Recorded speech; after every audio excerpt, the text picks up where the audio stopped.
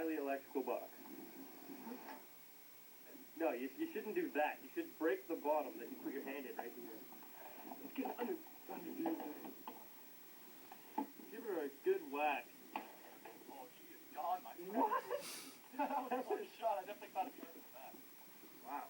You can get the remnants out. You'll have to get it out. You'll have to get it out through the box. The same way you get. No. You don't have to do that. That's unnecessary. Just stick your hand in it. That was really easy. So.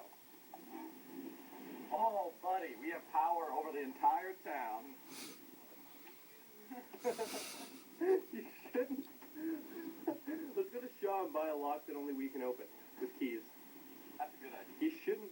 That has wires attached to it that are probably pretty live, I'd imagine.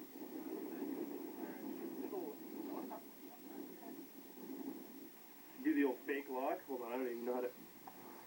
Alright, there we go. That's camera.